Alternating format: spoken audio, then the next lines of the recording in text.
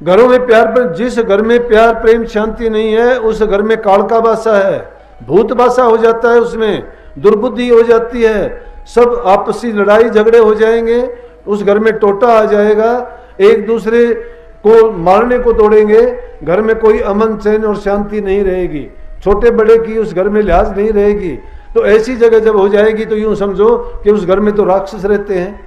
अगर देवताओं जैसा वास अपने घर में करना चाहते हो तो आपसी प्यार बढ़ाओ, बड़े छोटे की इज्जत कदर करो, सेवा करो, तुम्हारे मन को शांति मिलेगी। और शांत मन और खुश दिल जिसका होगा वही आदमी अपने काम में सफलता प्राप्त करेगा। अगर दुखी मन से तुम जहां कहीं भी जाओगे, अगर तुम्हें कोई प्यार से भी बोलेगा तो भी तुम उसके साथ अच्छे ढंग से बात नहीं कर पाओगे, क्योंकि जिस इंसान का दिल दुखी है तो वो बाहर कैसे अच्छा व्यवहार कर सकता है। तो जो घरों में हम जैसा करते हैं, देखते हैं और जैसा उस घर में माहौल बना लेते हैं, बाहर समाज में जाके भी हम वैसा ही करते हैं। ये वो चीजें हैं जिनकी आवश्यकता है, जिनके कारण हमारा जीवन अच्छा सच्चा बनता है। जिसके जीवन में प्यार नहीं है, जिसके जीवन में जबान में मिठास नहीं है, जो बड़े छोटे की कदर नहीं करता है, आपसी घर में मेलजोल नहीं है, भाई भाई का दुश्मन हो जाता है, सास ससुर की सेवा नहीं करते हो, बूढ़े माँ बाप को उसकी बात नहीं सुनते हो, जिनके कारण हमें जीवन मिला, जिन्होंने हमारा सब कुछ हमें पाल पोस के पैदा किया और फिर हम उन्हीं को दुत्कार देते हैं, उनकी बात तक नहीं पूछते, फिर हम क्या सोचते हैं कि हमारा अच्छा होगा। कभी भी जीवन में हमारा अच्छा नहीं हो सकता। अगर भक्ति के मार्ग में कामयाबी हासिल करना चाहते हो, जीते जी ये देखना चाहते हो कि जो संतों ने बात हमें बताई वो सत्य है, अरे ये ऐसा आनंद है जिसके कारण बड़े बड़े राजे महाराजाओं ने राजकाज छोड़ दिया, सब सुखों को उन्होंने ठोकर मार दी, घर अपने पुत्रों और रानियों से भरा हुआ त्याग दिया, जंगल की राह ले ली, दुख कष्ट सहे। क्यों सहे? कि उन्होंने जान लिया कि इस जीवन में अगर सुख है तो प्रभु के नाम की कमाई में सुख है, उसकी भक्ति में सुख है। ये दुनिया के सुख थोड़े समय के लिए सुख दिखाई देने वाले हैं, लेकिन वही सुख थोड़े दिन में दुख में परिवर्तित हो जाते हैं, क्योंकि उनमें सुख वाले गुण नहीं है, ना ही उनकी सुख देने की तासीर है। इसीलिए तो आपने देखा होगा कि भक्तों के कितने उनको कष्ट सहने पड़े, फटे हाल है, कपड़े की जरूरत नहीं, मस्ती है। किस चीज की मस्ती है? अरे जिनकी चाह गई चिंता मिटी, मनुआ बेपरवाह, जिनको कछु न चाहिए वो सहन के साथ, जिनको कोई हाल मस्त, कोई माल मस्त, कोई अल मस्त, जुए में खुद मस्ती जब आई तो सब मस्ती डाल दी कुएं में।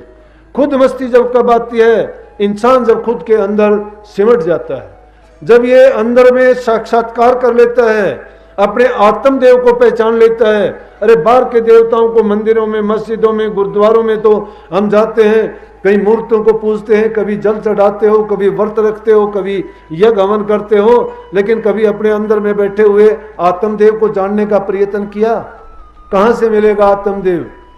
अभी ये शब्द जो गाया था उसमें कही थी कि तिनका तोड़ नो को मूंद, 9 दरवाजों को जब तक नहीं मूंदते और जब तक 3 गुणों के पार नहीं जाते। तिनका तोड़ने का मतलब 3 गुणों से ऊपर लग जाओ, और 9 का मोड़ का मतलब है 9 दरवाजों में जो हमारी सूरत का बहाव है, उस सूरत को उन दरवाजों से रोक के अंदर में जहां हमारी रूह बैठी हुई है उस पर सारे मन की वृत्तियों को सिमटाव करके उस पर कंसंट्रेट जब करेंगे, उस पर ध्यान की जब एकाग्रता हमारी आ जाएगी और उसी ज्योति में अपने सब दोनों तरफ से बाएं और दाईं ओर की जो भी हमारी मन में उठने वाली तरंगे हैं उस जगह पर उनको एकाग्र करके जो जो ऊपर की तरफ चलते जाएंगे, मन के भ्रम निकलते चले जाएंगे और ये दुनिया के बंधन ढीले पड़ते चले जाएंगे। वो सच्चाई का रास्ता है, उस रास्ते पर जब चल पड़ेंगे तो हमें नूरी गुरु मिलेगा जो हमारी आंखों के पीछे रास्ता जाता है ऊपर तरफ अधर मंजिल पर, जहां हमारा नूरी गुरु बैठा हुआ है वो बुला रहा है हमें, उसके दरवाजे बंद नहीं हैं, लेकिन हमने उसकी तरफ जब पीठ कर ली है, उसको कभी भूले से भी हम याद नहीं करते हैं तो कभी भी हम उसके पास नहीं जा सकते। उसकी रुकावट नहीं है। जब सतगुरु ने हमें नाम का भेद दे दिया, रास्ता बता दिया, अब कमी किसकी है? जब गुरु भी सूक्ष्म रूप में, जब हमें अंतर में किसी प्रकार की परेशानी होगी या रुकावट आएगी तो नूरी गुरु हमें लेके और ऊपर तक लेके जाएगा, हमारे निज धाम में जहां से हमारी रूह बिछड़ के आई थी उस मंजिल पर हमें पहुंचा देगा। परंतु उसके लिए जरूरत है कि जहां हमारा ये भटका हुआ है, हम इन संसार के पदार्थों को जिनको अपना और सत्य माने बैठे हैं, इनमें ना तो वो हमारापन है कुछ, ना ही हमें वो सुख दे सकते हैं और ना ही हमारे साथ जा सकते हैं। साथ जाने वाली चीज है हमारे नाम, जो हम कमाई करेंगे वो, या सतगुरु। सतगुरु से अगर हमने पीठ दे दी, उनको भूले से कभी याद नहीं करते हैं। सतगुरु के वचन को जब कभी भी तुम्हें ऐसी जरूरत पड़े तो आजमा के देखना कि कदम कदम पर सतगुरु हाजिर नाजिर होकर हमारे काम करते हैं। लेकिन हम क्या करते हैं कि जब दुख पड़ता है तो सतगुरु याद आता है, फिर सबको याद करते हैं। जब तक दुख नहीं आता तब तक ना हमें गुरु याद है ना नाम याद है। हम तो खुद ही खुद हो जाते हैं सब कुछ, कि जो कुछ होता है वो मैंने किया। क्योंकि मैं मेरी का जो दुनिया में रोग का फैलाव है कि इंसान सोचता है ये चीजें मेरी हैं, उन पर मेर जमाई हुई है, या सोचता है कि जो मैं करता हूं मैं ही करता हूं। लेकिन जिसकी ओट लेनी जब तुम सतगुरु के होगे तो हमने अपना कुछ रखा ही नहीं, तन नहीं अपना, मन नहीं अपना, धन नहीं अपना, सब कुछ गुरु का है। अरे जब गुरु का है तो हमें अधिकार क्या है कि कुछ कहने का? गुरु की मर्जी हमने कभी परखी नहीं तो सूरत हमारे अंदर में कैसे चलेगी? ये ऊपर के मंडलों में कैसे जाएगी? गुरु की मर्जी कभी ने परखी और उस रास्ते पर सूरत कभी चलेगी नहीं। फिर हाँ, गुरु क्या चाहता है? गुरु चाहता है तुम्हें काल देश से निकाल के तुम्हारे निज धाम में भेज दे। वो कदम कदम पर साथ देने के लिए तैयार है। लेकिन हम क्या करते हैं कि हम गुरु से दो हाथ छुटाते हैं और संसार को हाथ पकड़ा देते हैं, गुरु को पीठ देते हैं, संसार के सन्मुख रहते हैं। जब तक गुरु के सन्मुख हम नहीं हो जाते और संसार को पीठ नहीं दे देते। संसार को पीठ देने का मतलब है कि ये भी ना सोच लेना कि हमने घर त्याग देना है, बच्चे त्याग देने हैं, काम छोड़ देना, नहीं। अगर इन चीजों से हम भागेंगे तो हम दुनिया के कर्जदार बन के रह जाएंगे। जिनका हमने कर्जा लिया है उनका कर्जा पूरा करना है। अगर हम परिवार वाले हैं, बाप का कर्जा होगा तो बाप लेगा, माँ का कर्जा है उसको देना होगा, बहन का देना है, पत्नी का देना है, जो बच्चे पैदा किए हैं उनका देना, उनकी नैतिकता की नैतिक जिम्मेवारी है हमारी। अगर हम अपने फर्ज से, हमारे काम से भागेंगे तो ये ना सोचना उस काम से भागने के बाद में अपना काम पूरा कर देंगे। संत गृहस्थ में रहे हैं, गृहस्थ में आए हैं और गृहस्थ में ही रह के जीवों के कल्याण का उन्होंने रास्ता बताया है। गृहस्थ में रहते हुए ही हम अपनी सारे कामों को पूरा कर सकते हैं। नहीं तो जो कर्ज उतारने के लिए आए थे दुनिया में, और कर्ज जो सिर पर चढ़ा के चले जाएंगे, ना यहाँ के रहे ना वहां के रहे और ज्यादा भार लदा के गए दुनिया से। अगर वो कर्म का भार उतारना चाहते हो, इसीलिए सत्संग हमें ज्ञान देता है, उस सत्संग के अनुसार काम करते चलो, जीवन बदलता चला जाएगा। लेकिन दुख की बात यह है कि जब भी देखते हैं कि बातें तो बहुत वैसी दिखाई देती हैं, भेष भी गुरु जैसा बनाने की कोशिश करते हो, ये भी दिखाने की कोशिश करते हो कि मैं संत मत का हूं, मैंने नाम ले रखा है, जबान से कुछ कहते हो, मन में कुछ है ही नहीं। अरे जब तक तुम्हारा मन नाम में नहीं रंगा जाता, जब तक तुम्हारे ख्याल विचार तुम्हारे पवित्र नहीं होते, जब तक तुम्हारे संस्कार और चिंतन तुम्हारा शुद्ध नहीं है, तो तुम्हारा जीवन कभी भी अच्छा सच्चा नहीं हो सकता। जो तुम्हारे दिल में है वो जबान से बाहर आ जाएगा। जबान से नाम बोलोगे तो चेहरा तुम्हारा बता देगा। नाम की कमाई करोगे, चाहे तुम पाताल में बैठ के कर लो, आकाश में प्रकट होके बोलेगी। वो ताकत है, गुप्त ताकत, वो प्रकट हो जाती है, छिपाने से छिपती नहीं है। इसलिए उस ताकत को कैसे तुम तो चाहते हो बातों से प्राप्त करना, किताबों में ढूंढना, बातों को सीख के करना, बातों की सीखने से नहीं होगा। जो बातों से शिक्षा दी गई है उसके अनुसार अपने जीवन को ढालने से होगा। लेकिन अगर हमारी तो थोड़ी बहुत भी गढ़ाई होती है, गुरु थोड़ा बहुत हमें सख्त बोलते हैं, थोड़ा गरम नरम बोलते हैं, किस लिए? हमारा सुधार करने के लिए, हमारा जीवन बनाने के लिए। और उन बातों को भी बर्दाश्त नहीं करते, उन बातों को भी दिल में लगा के हम सोचते हैं कि गुरु ने तो मेरी बेइज्जती की है, मेरा बुरा किया है। ये नहीं है, गुरु ना किसी का बुरा करता है। कबीर गुरु सबको चहे, गुरु को चहे न कोई। कबीर साहब कहते हैं गुरु तो सबको चाहता है, वो तो चाहता है सबका कल्याण हो जाए, लेकिन क्या कल्याण करवाते हैं क्या? ये दुनिया स्वार्थ की भूखी है। जब तक उनका स्वार्थ पूरा होता है, गुरु भी अच्छा लगता है, सत्संग भी अच्छा लगता है, दिखाई देंगे कुछ दिन, सत्संगों में आएंगे, बड़े यूं भी करते दिखाई देंगे कि भाई ये तो बहुत अच्छा सत्संगी है, दो चार इधर उधर की बात भी सीख लेंगे, वाणी भी बोलेंगे, लेकिन कुछ दिन के बाद में देखोगे वही दारू का अद्धा हाथ में मिलेगा, या बीड़ी पीते मिलेंगे। वो कहेंगे कि मैं तो पीऊंगा। वो फिर क्यों, किस लिए? कि गुरु को दिखाने के लिए कि देख ले मैंने फिर शुरू कर दिया। गुरु का क्या बिगड़ता है उसकी तरफ से, चाहे तू पूरा का पूरा ठेका खोल ले, तेरा अपना नुकसान है उसमें।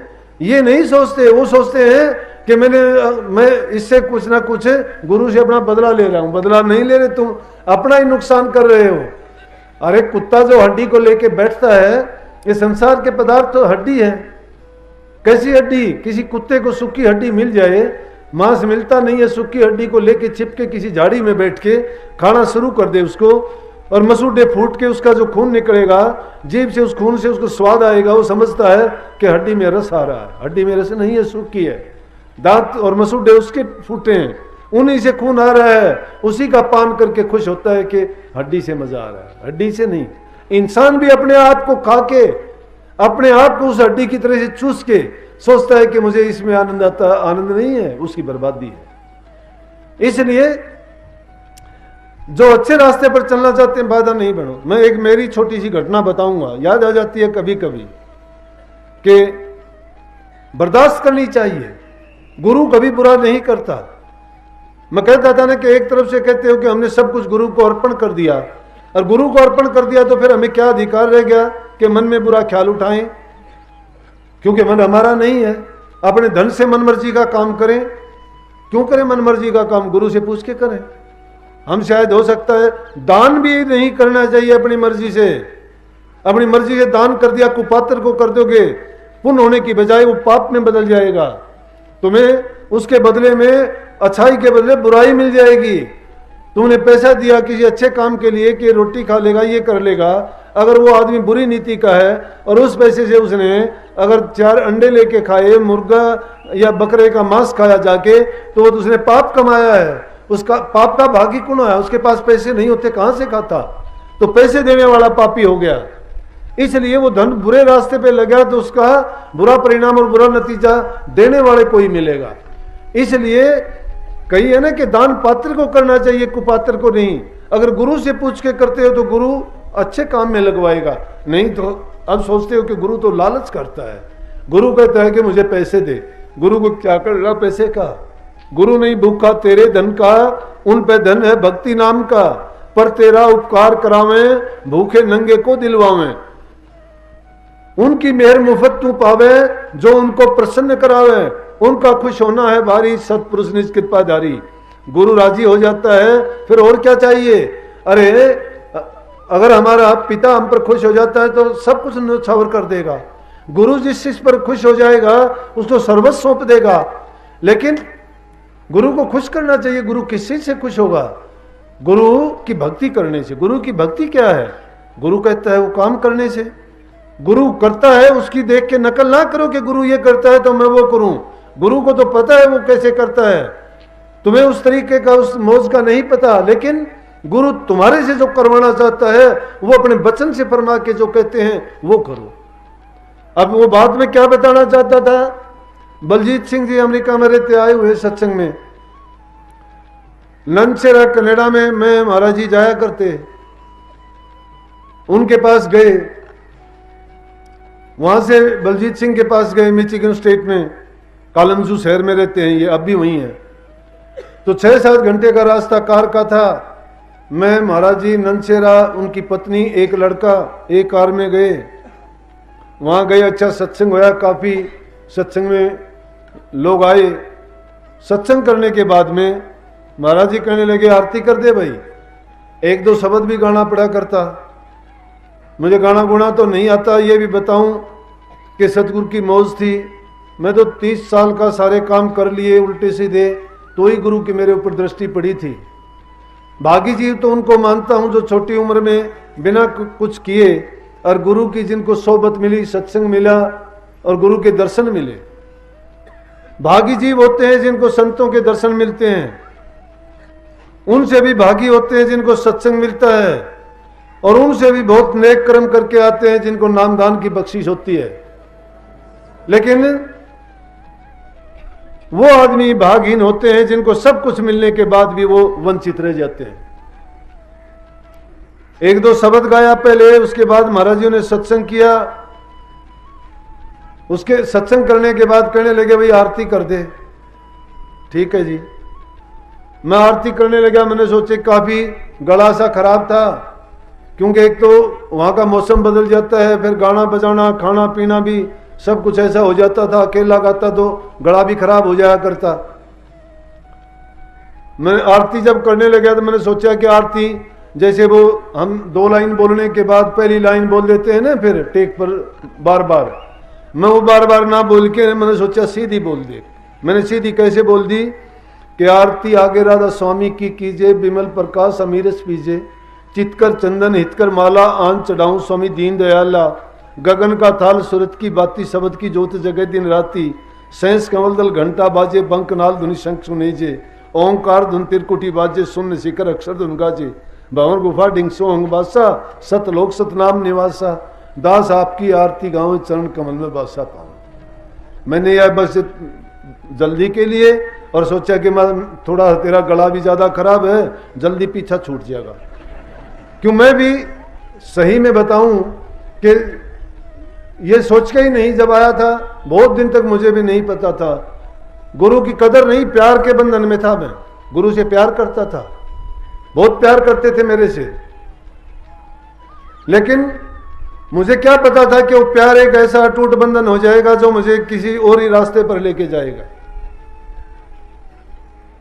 वो नकल करते करते असल होगी।